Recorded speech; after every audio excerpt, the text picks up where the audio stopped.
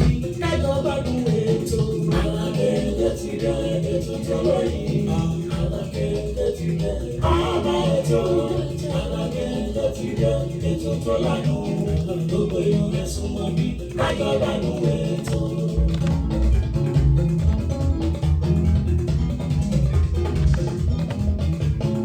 Ètò àtàtà náà ti ṣàgbèrò ní lórí ìlera ẹ̀dá pẹ̀lú oúnjẹ èyí tó lè ṣara lóore. Àràkéńké ètò tó dájú nìyẹn. Alákẹ́kẹ́ ti dẹ́ ètò tó lóyìn. Alákẹ́kẹ́ ti dẹ́ àbá ètò. Alákẹ́kẹ́ ti dẹ́ ètò tó lánà. Gbogbo èèyàn ẹ̀sùn mọ́ mi kájọ gbádùn ètò.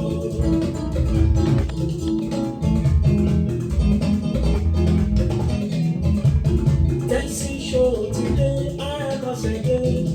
Ọmọ bàbá ọlọ́pàá látọ̀kùn ètò. Ìbùkún ọjọ́ Thursday lẹ́tí ń gbọ́ lórí Tẹ́sí show rédíò and tẹlifíṣàn. Alákẹ́kẹ́ ti dẹ́ ètò tó lóyìn. Alákẹ́kẹ́ ti dẹ́ àbá ètò. Alákẹ́kẹ́ ti dẹ́ ètò tó lánà. Gbogbo èèyàn ẹ̀sùn mọ́ mi kájọ gbádùn ètò.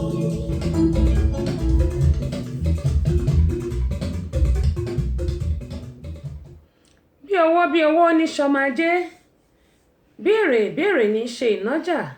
Ẹ káàárọ̀ ẹ káàsán ẹ kúrọ̀lẹ́ ẹ kú ajálẹ̀ oníbi yòówù tí ẹ ti ń gbọ́ Tẹ́sí show rédíò and tẹlifíṣàn.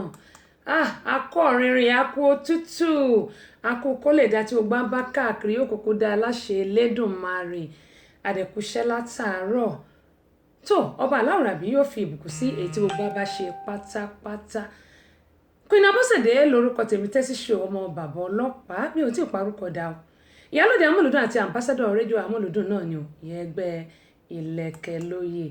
Ọba obìnrin olùṣètò ni yèyé agbáṣàga kún ìfúnra rẹ̀ ọmọ bàbá ọlọ́pàá lẹ́pa tí ò kọ́mọ̀ ó jábọ́ kò fọ́ ẹ̀yìn wọn ni ó ṣubú lodó odó bá fàyà pẹrẹgẹdẹ àbí.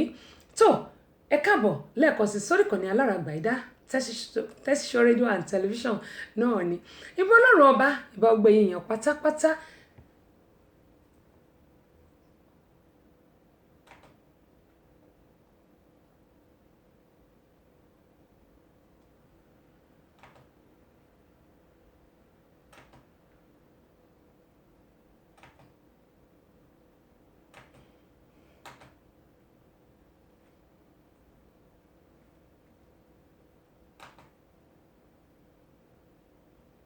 Kódà bó bá sì ní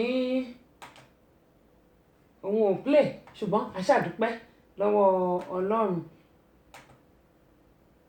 Gẹ́gẹ́ mo sọ pé lórí ètò lónìí tẹ́ bá wo òní tí ṣe ọjọ́ Thursday òní ní ọjọ́ 23 oṣù kínní ọdún 2020 gẹ́gẹ́ bí a ṣe máa ń sọ pé oníkálukú wa náà ni ó gba ohun tí ó bá ṣe.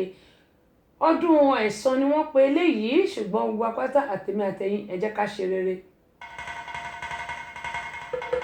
Ìbà lọ́wọ́ ìdáni wáyé o ọba tó dá gbogbo ayé pátá o. Ìbà lọ́wọ́ ọmọdé o ìbà àgbà. Ìbà lọ́wọ́ ọkùnrin ìbà lọ́wọ́ obìnrin. Ìbà lọ́wọ́ onílé o ìbà lọ́wọ́ àlejò. Ìbà lọ́wọ́ takọtabo. Ìbà lọ́wọ́ gbogbo sọ̀rọ̀ pèdèpèdè tí bẹ̀rẹ̀ yí pátá. Ìbà lọ́wọ́ àfà. Ìbà lọ́wọ́ wòlíì. Ìbà gbogbo oníṣẹ̀ṣe nílẹ̀ yí pátápátá. Ọ̀túndé o Tẹ́sí show Abọ́sẹ̀dé ọmọ bàbá ọlọ́pàá Túndé yèyé àìgbàṣàyà ọba obìnrin olùṣètò ó tún kalẹ̀ ìbàdí lórí ètò àràkéńgé o lórí Tẹ́sí show rédíò tẹlifíṣàn gbogbo yín pátá ẹ dákun ẹgbẹ́ àfarabalẹ̀ kájọ ìjẹ ìgbádùn ètò Tẹ́sí show Abọ́sẹ̀dé ọmọ bàbá ọlọ́pàá yèyé àìgbàtà ìyá ọba obìnrin olùṣètò ọlọ́run yóò máa yọ ọ́ ṣe àmín àṣẹ Tèdùmàrè. Ẹ jẹ́ kí n máa fi eléyìí kí Tèmítọ́pẹ́ Ibrahim láti ìlú London káàbọ̀ sílùú Amẹ́ríkà ń bí. Gẹ́gẹ́ bí mo ṣe máa ń sọ pé nǹkan tó wà lórí Abọ́sẹ̀dé ó pọ̀, ṣùgbọ́n a dúpẹ́ lọ́wọ́ Ọlọ́run pé wọ́n ti wà ní Atlanta. Columbus náà ni wọ́n ti gbà dé Atlanta. Gbogbo ẹ̀yin tí ẹ bá rántí Toplotech Tèmítọ́pẹ́ nílùú London, nígbà tí mo lọ sí London ní last year, àwọn ni wọ́n wá pàdé mi ní airport. Àwọn náà wá pàdé mi airport tó dẹ̀ pé ẹ bá rí bí mo tẹ̀ ṣe kọ́kọ́ rẹ́rìn ẹ̀rín òjò kó nà án. Àwọn náà wá pàdé mi tó yẹ pé inú mi dẹ̀ dùn. Àwọn náà ti wà nílùú Amẹ́ríkà báyìí lọ́wọ́lọ́wọ́ tá à ń sọ̀rọ̀ yìí. Àwọn náà ti wà nílùú Amẹ́ríkà lọ́wọ́lọ́wọ́ báyìí. Toplotech mo kí n pé ẹ káàbọ̀ sórí inú òtútù yìí, bó tẹ̀ sí lè jẹ́ pé inú òtútù lẹ́yìn náà ti ń bọ̀. A dúpẹ́ lọ́wọ́ Ọlọ́run, kò ní gbòdì lára gbogbo wa láṣẹ Elédùmarè. Mo kí n pé ẹ káàbọ̀ sílùú wa o, ìlú Amẹ́ríkà. Máyégún Àmọ̀tẹ́kùn àgbáyé mo kí n pé ẹ káàbọ̀ sórí ìkànnì JCA akínyìn o.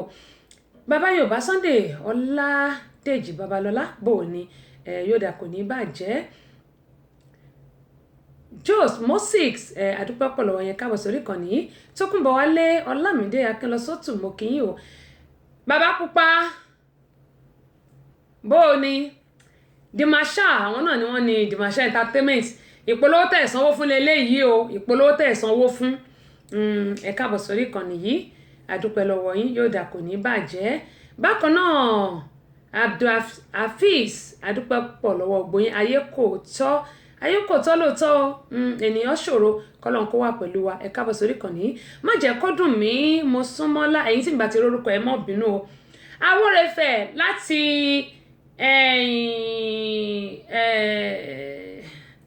Abẹ́òkúta, àbí ṣé mo gbà á ẹ káàbọ̀ sórí ìkànnì yìí. Bákan náà Adébùkọ́lá Àyànkọ́lá bó o ní, yóò dà kò ní bàjẹ́, gbogbo wa Ọlọ́run yóò dé iṣẹ́ wa ládé.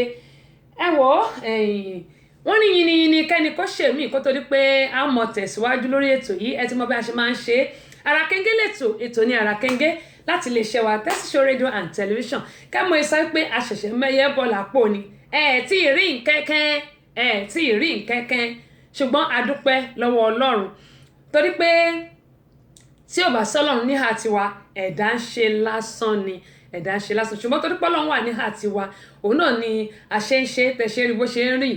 Gẹ́gẹ́ bí sọ pé 2020 yìí ọdún ayọ̀ èmi àti yín ni, ọdún ìṣológo èmi àti yín ni, ọdún ayọ̀, ọdún oríire èmi àti yín ni. Wọ́n ní iṣẹ́ láyọ̀ mi ṣẹ̀ṣẹ̀ bẹ̀rẹ̀, mọ́dọ̀ lórí ire, iṣẹ́ láyọ̀ mi ṣẹ̀ṣẹ̀ bẹ̀rẹ̀, mọ́dọ̀ lórí ire. Gbogbo apátápátá oríire wa, ayọ̀ wa kò ní dìbànújẹ́. Wọ́n ní yìnyín kẹ́ni kó lè ṣe mí. Gẹ́gẹ́ mo sọ pé ká dúpẹ́ lọ́wọ́ gbogbo àwọn tí wọ́n ṣùgbà wa, gbogbo ẹ̀yin sister mi, ẹ̀yin brothers mi, gbogbo ẹ̀yin mo dúpẹ́ lọ́wọ́ ẹ̀, nítorí pé tí ò bá sí ẹ̀yin kò sí àwa, tí ò bá sẹ́yìn kò sí Abọ́sẹ̀dé. Gẹ́gẹ́ mo yẹn máa sọ pé ẹ̀yin náà ni èjìká tó jẹ́ kí ẹ̀wù kó dúró ní ọrùn tèmi. Àti ìsọ́lù olùgbìlẹ̀ mo rí ń bẹ̀yìn Àbẹ̀kẹ́ Kẹ́hìndé Ẹ̀jẹ̀wùnmí. Ẹ káàbọ̀ sórí ìkànnì yìí, gbogbo yín ni mo dúpẹ́ lọ́wọ́ ẹ̀ o, yóò dà kò ní bàjẹ́. Ọ̀nàwálé Ọpẹ́yẹmí ọmọ ìyá alájẹṣẹ́kù elétẹ̀jẹkùdà tèmi dà bó o ní compliment of the season kékèké àbí kéèké ọmọbìnrin jàre kéèké. Ẹ káàbọ̀ sórí ìkànnì yìí. Mo ní ẹ jẹ́ ká dúpẹ́ lọ́wọ́ àwọn tí wọ́n fún wa lẹ́bùn lórí ìkànnì yìí, nítorí pé tí ò bá sí àwọn kò sí àwa náà. Àwọn náà ní pé kí a máa fún àwọn èèyàn ní àwọn ẹ̀bùn tí wọ́n bá ti gba àwọn ìbéèrè wa lórí ètò yìí. Wọ́n sì ní pé bó bá dúpẹ́ orí ẹgbẹ̀fà ó lè rí ẹgbẹ̀je gba, yìnyín kẹ́ni kó lè ṣe mí.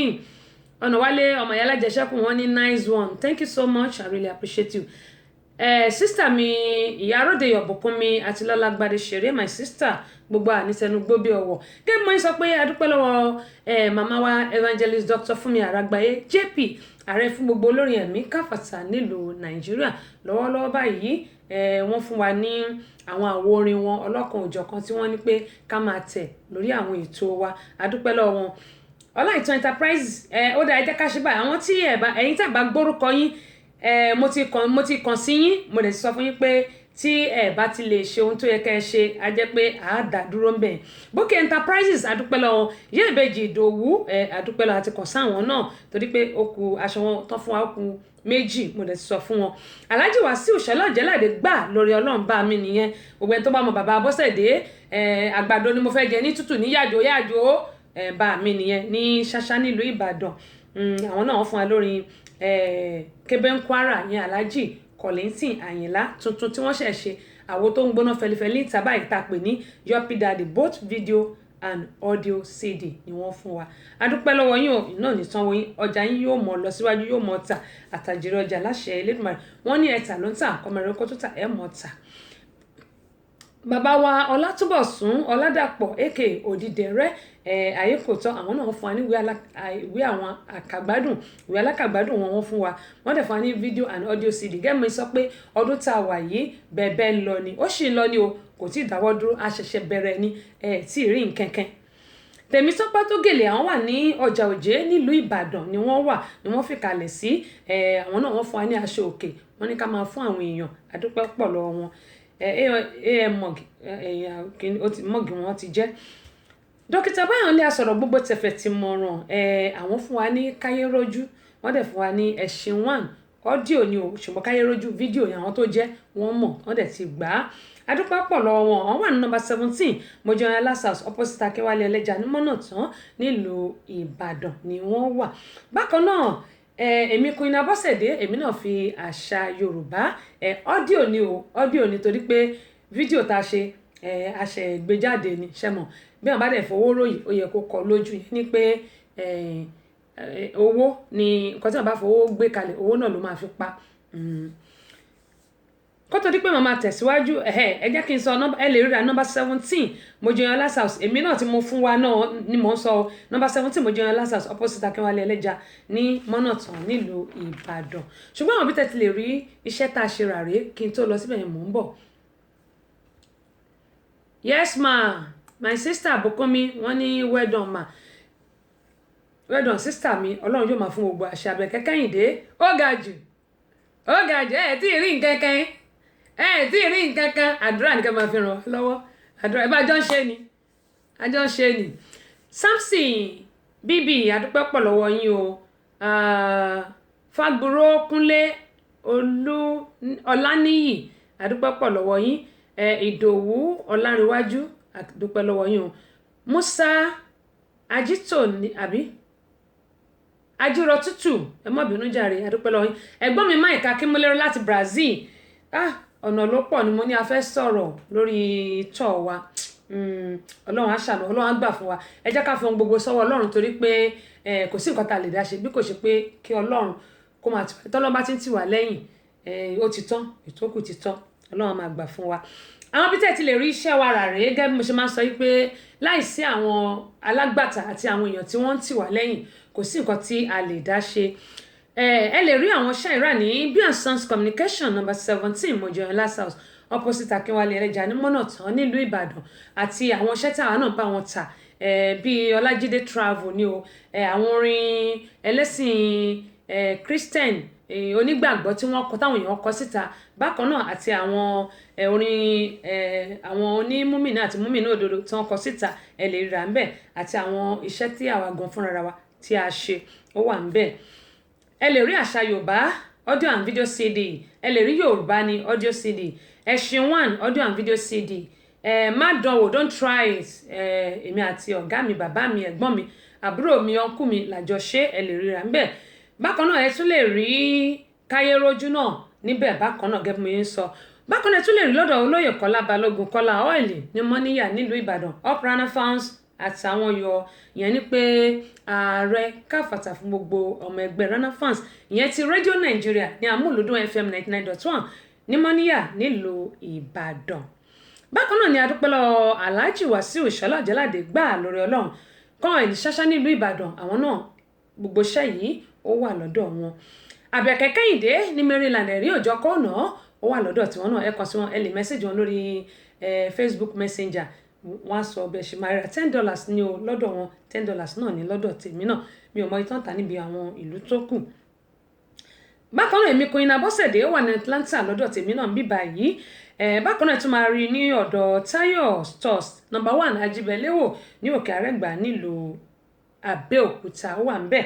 Ó tún wà lọ́dọ̀ bàbá wa Sofeco ìyẹn alàgbà Festus ní opposite Queen Cinema ní Èkó Tẹ̀dó nílùú Ìbàdàn bákan náà. Ó tún wà lọ́dọ̀ Vicky ọmọ Jésù nílùú London both audio and video CD àṣà Yorùbá nìkan ló wà lọ́dọ̀ sí wọn.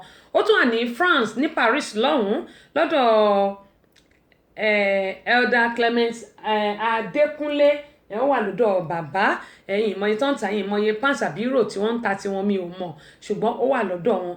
Àwọn tí mò ń sọ yẹn kàn sí wọn tẹ́ bá ti kàn sí wọn àti káàkiri ibi tó ti ń ta ojúlówó video CD nílùú Nàìjíríà ó wà ń bẹ̀ ṣùgbọ́n àwọn eléyìí tèmi ní lọ́wọ́ òun ni eléyìí.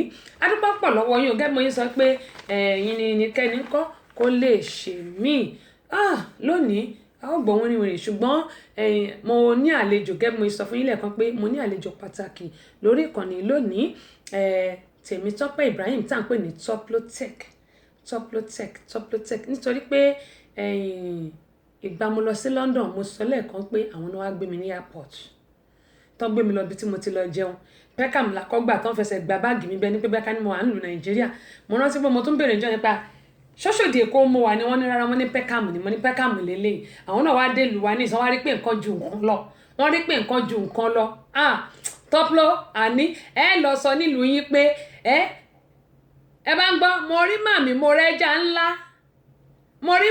rẹ́jà ńlá ṣọ́wọ́ aṣẹ́jà ńlá ro eléyìí tẹ̀rí ìgbà ṣọ́wọ́ lọ́dọ̀ yín nǹkan ju nǹkan lọ gbogbo ẹ̀yin tí ẹ tún ti darapọ̀ mọ́ wa àdúpẹ́ pọ̀ lọ́wọ́ yín ẹ̀yin tí mi bá ti dárúkọ yín ẹ mọ́ bínú sí mi gẹ́gẹ́ mo ṣe máa ń sọ ẹ jẹ́ kí n wo ibi tí mo dúró lẹ́ẹ̀kan kó tó di pé máa gbé ọ̀dọ̀ ẹ̀gbọ́n mi Mike ni mo ti dúró lẹ́ẹ̀kan. Alhaji Luku Jazz àwọn yẹn láti New Jersey wọ́n ní ẹ kú ètò Ọlọ́run ní ṣètò ẹ̀gbọ́n mi ìyànjú lásán lèmi Abọ́sẹ̀dé ń gbà Queen Abọ́sẹ̀dé ìyànjú lásán ni mò ń gbà kọ́lọ́n kó dé ìyànjú aládé. Olúṣẹ́gun Ṣọ́mọ̀rin ẹ̀gbọ́n mi láti lo Nàìjíríà bó o ní láti HM2 yóò dà kò ní bàjẹ́ àdúpẹ́ pọ̀ lọ́wọ́ yín. Alhaji Luku Jazz wọ́n ní ó ga jù ìsì ga jù àbí abẹ́ẹ̀rí. Alhaji láti gbàdẹ́ fún adúpẹ́ tẹ bá a share fídíò ẹ bá mi share ó ti ẹ̀dá mú tẹ̀ ìtì ìmọ̀rọ̀ débẹ̀ ẹni ẹ bá mi share kí gbogbo ń kọ́ wọ́n ní ìrírí ayé kìí ti ní títí kó ti nípa ọgbọ́n náà ni ó fi ń kọ́ ní gẹ́gẹ́ mo sọ pé ìsìgájú ní ọmọjọmọlọ kẹ́sì adúpẹ́ pọ̀ lọ́wọ́ yẹn káàbọ̀ sórí ìkànnì yìí Àjùlọ Oyèdélé àyànfẹ́ olúwa èmi náà àyànfẹ́ olúwa o wọ́n ní ẹ̀kọ́ ètò Ọlọ́run ní ṣètò ẹ̀ o ìyànjú ni èmi ẹ̀dá ń gbà. Gbogbo ẹ̀yin tẹ̀lé ń tàgì mi àdúpẹ́ pọ̀ lọ́wọ́ gbogbo ẹ̀ náà là ń rí àbẹ́rẹ́ bó ṣe ń dùn àfi pam.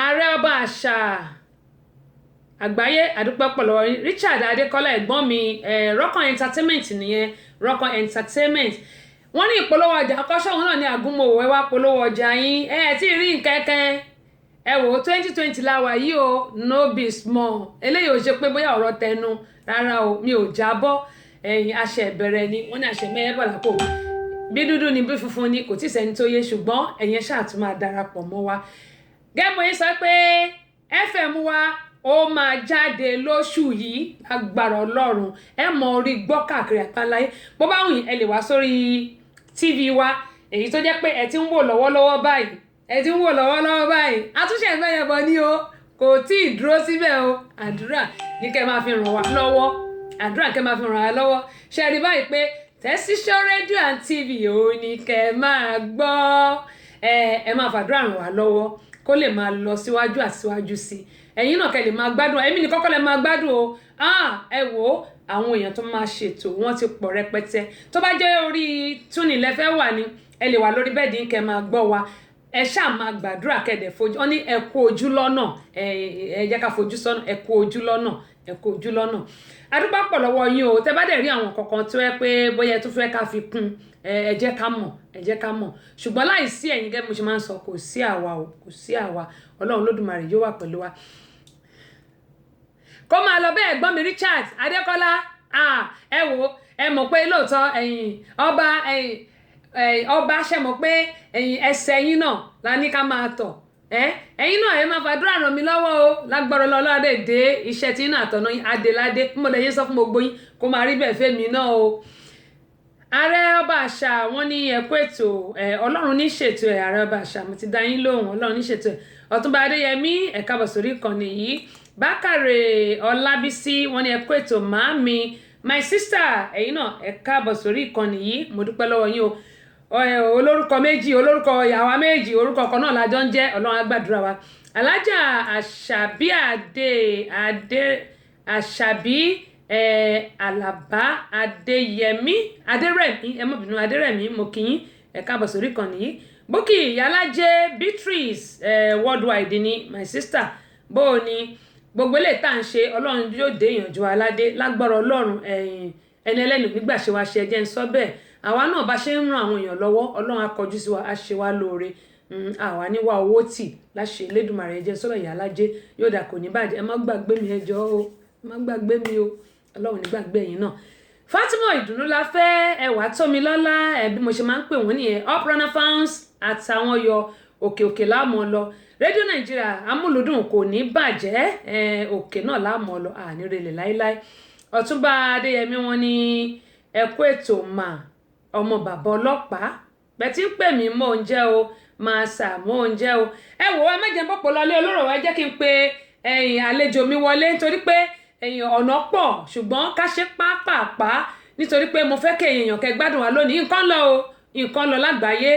Lákọ̀ọ́kọ́ bóyá kí n tiẹ̀ tó gbé Toplotech wọlé ẹ jẹ́ ń ṣe báyìí ẹ jẹ́ kí n kọ́kọ́ sáré tẹ eléyìí fún wa kí gbogbo wa gbọ́ wọn ní kékulé gbọ́ kó sọ fún toko kádọ̀gbọ́n kó lọ rò fóòbẹ̀ ẹ jẹ́ n kọ́kọ́ tẹ eléyìí fún wa. Gbogbo àwa tí a wà nílùú Amẹ́ríkà lélẹ́yìn bá wí wọ́n ṣẹ̀ sọ news yìí ni ẹgbẹ́ àfínrífìtì wọn ń wá sọ ní Yorùbá mọ̀ pé gbogbo wa náà la gbé èbò nígbà èmi nìkan ní ìlọléèwé nínú gbogbo wa èmi nìkan ní ìlọléèwé ṣùgbọ́n ọgbà yìí tẹ́ bá ní green card holder tẹ́ ní green card holder eléyìí ó ń bá gbogbo àwọn tó ní green card holder wí kò ṣe àwa tá a ti di bàbá onílùú yìí onílùú o àwọn green card holder tàbí ẹni tí ò tí ì níwèé lélẹ́yìn bá wí bọ́n bá sọ àfínrífìtì wọn tán mo tún mọ̀ ẹ́ ní Yorùbá. Some new immigration laws are going into effect that could get you deported even if you're a permanent resident. They mainly center on tax returns. NBC2 chief political reporter Dave Elias details some of the mistakes.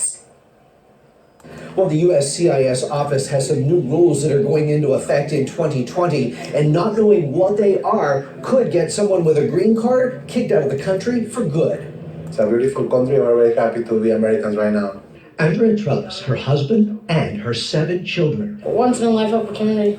became American citizens today. It feels great. Excited? Yeah. To no longer be green card holders at risk of being deported. Yes, I've seen mistakes being held against people. She's talking about the new USCIS laws, not admitting you're an immigrant on your tax return or failing to report some of your income can get you deported. Now, if you're a young man between the ages of 18 and 25 and you hold a green card, not registering with Selective Services could get you deported. These are all reasons for denial of citizenship, denial of green cards, and abandonment of green card. Even a vacation overseas could now cost someone their green card. So something like a prolonged visit overseas can have such a big impact in someone's life. So absolutely, I'm warning folks about these things. Some are no longer willing to take the chances and instead becoming U.S. citizens to avoid deportation. He always was living here. I was born in New Jersey, so she's always been with us. It was just, taking her to that step to get there. The U.S. government is cracking down. Unfortunately, a mistake is not a valid answer or a valid reason for, okay, we'll let it slide. Now, Attorney Indira Damine tells me that right now getting a green card is more difficult than it has been in the past, and she says it is important not to make any mistakes. In Fort Myers, Dave Elias, NBC2.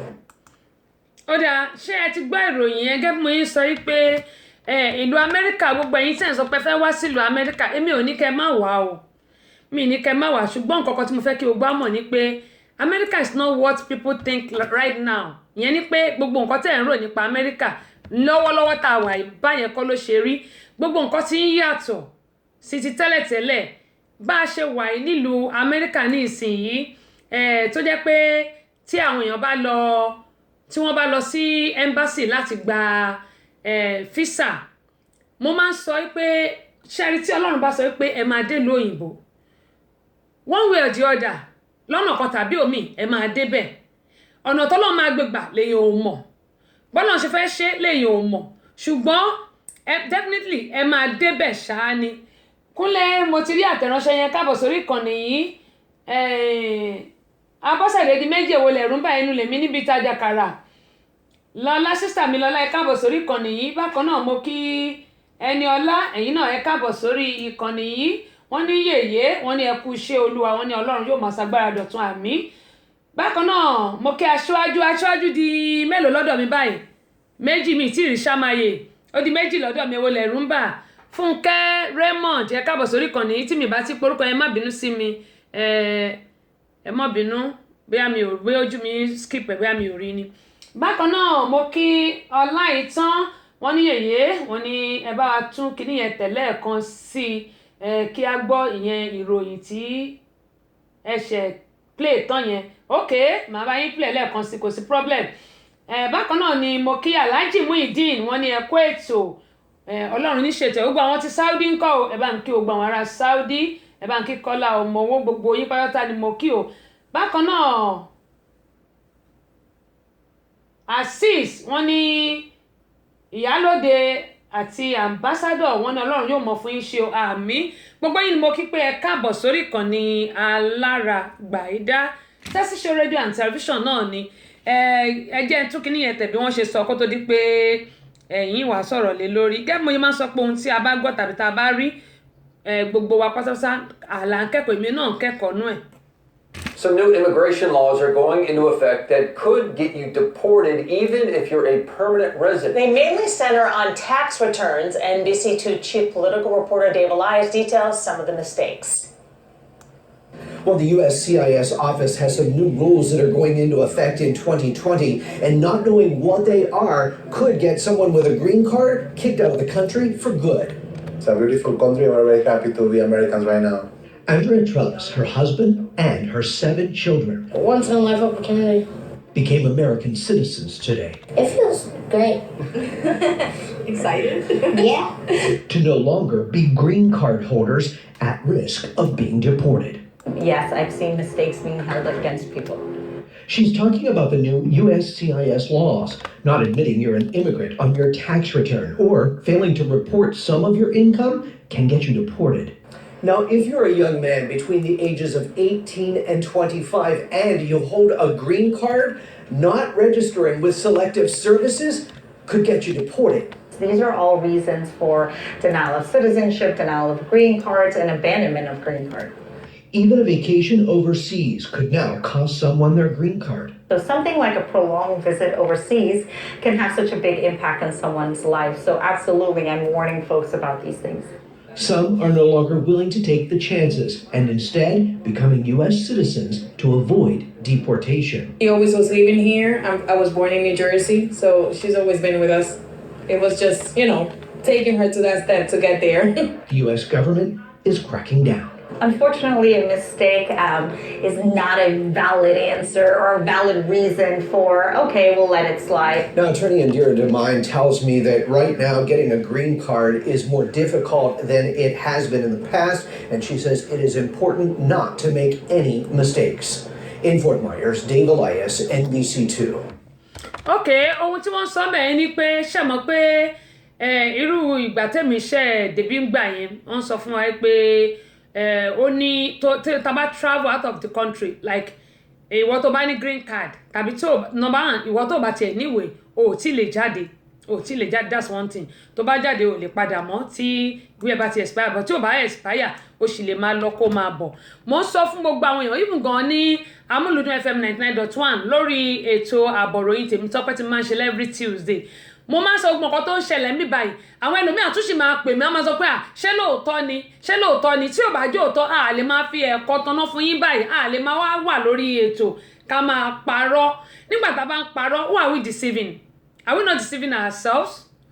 Ara wa là ń parọ́ fún nìyẹn tá a bá ń wá sórí ètò tá à ń parọ́ tí a lè sọ òótọ́ ọ̀rọ̀ mo máa ń sọ nǹkan kan pé ohun tí èmi bá gbọ́ tàbí tí mo bá rí ẹlòmíì gan tún máa bí mi léèrè pé are you sure pé nǹkan tó ń sọ yìí ó rí bẹ́ẹ̀ ṣó o ṣú ọ̀ṣà pé ó rí bẹ́ẹ̀ màá ní ẹgbà mí o èwo tún ní ṣé mo ṣú ọ̀ṣà pé ó rí bẹ́ẹ̀ tí nǹkan tá à ń sọ yìí ò bá rí bẹ́ẹ̀ ní máa sọ síta ní gbogbo ìgbà ṣebí kí gbogbo apátáká lè mọ̀ ìpòkè nǹkan báyìí ti ń ṣẹlẹ̀ nílùú o kí ni nǹkan tá a lè ṣe sí ọ̀nà owó la lè gbà even gan fídíò kan tí mo gbé sórí ètò mi wọ́n sọ fún mi pé ó ń dẹmọ ní kinní kan mo ní no this is not dẹmọ tó bá tiẹ̀ wá dẹmọ this is not right nǹkan tá à ń sọ nìyẹn èmi ò ní nǹkan tóbìnrin yẹn ṣe èmi ò ní kò dẹmọ èmi ò ní kò fi polówó rẹ̀ but nǹkan tó ṣe yẹn bóyá bẹ́ẹ̀ ni o bóyá bẹ́ẹ̀ tún nídàkejì pé kò dáa mo ní kò ń ṣe kan tó dáa mo ní tá bá sọ pé kì í ṣe bẹ́ẹ̀ ni tó bá lọ jẹ́ bẹ́ẹ̀ ni kọ́ lóòótọ́ oríṣiríṣi nǹkan àwọn èèyàn ṣe lórí ayélujára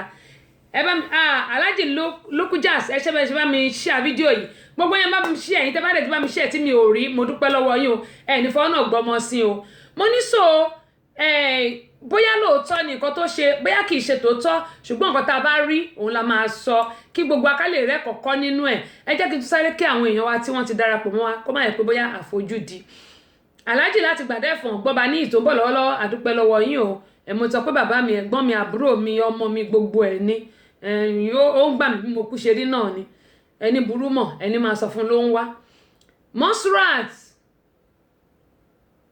Òjòlówó àdúpẹ́ pọ̀ lọ́wọ́ yẹn káàbọ̀ sórí ìkànnì Mary ọmọlára mo dúpẹ́ lọ́wọ́ yín o Balógun ẹ ṣé Fẹ́mi Adésànyà ẹ̀gbọ́n mi láti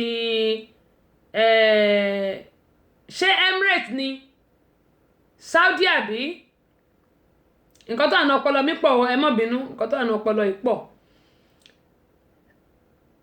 Adédèjì Abíọ́dún Sàló ẹnu náà níbi ti tèmi báyìí Sàló kan báyìí onífìlà bíi fìlà ẹlẹ́mu bó o ní yóò dà kò ní bàjẹ́ bá mi wá sí ìṣọ́lájẹ́ láde gbà lórí Ọlọ́run mo ti kàn sí kẹ́ tó wọ orí ètò àdúpẹ́ pọ̀ lọ́wọ́ yín yóò dà o kò ní bàjẹ́ àmọ́ rí yín bá ẹ mọ̀ tàtàjèrè o àtìlẹ́yìn tẹ́ ẹ ṣe fún Abọ́sẹ̀dé Ọlọ́run ẹlẹ́dàá yóò máa bá mi ti ẹ̀yin náà lẹ́yìn wọ́n ní well done òkè ẹ ṣe Àyìnkẹ́ Bọ́lájí ń bá pe ẹ máa jẹ́ kẹ́yìn mi yọ àtàndá ẹ̀wọ̀n pé mi ò lọ iléèwé mo sì mọ́ sọ pé mi ò lọ ilé wọn ní well done mà ẹ̀yin náà well done ẹ káàbọ̀ mà ẹ káàbọ̀ bákan náà ẹ̀gbọ́n mi Túndé láti London Smith báwo ni iṣẹ́ wà compliment of the season sir ẹṣẹ́ rẹ̀ kù dìde ọjọ́ o Ọládẹ̀jọ Monsurat ẹ má send request sórí tẹ́sí show ẹ̀yin èèyàn mo ń sọ fún yín o mo ti delete some of it kó lánàá ẹ máa lọ sórí Ìyálóde tẹ́sí show yẹn ti kún mo kàn ra fi àyè pérése yẹn sílẹ̀ ní ẹjọ́ má bá mi lọ sórí Ìyálóde ẹ torí Ọlọ́run èmi náà ni mo wà ń bẹ̀ nǹkan tẹ́ bá rí lórí tẹ́sí show náà lẹ máa rí lórí Ìyálóde kò sí ìyàtọ̀ kankan bẹ̀ ó dára Dayọ̀ wọ́n ní Dayọ̀ Ìtùnú láti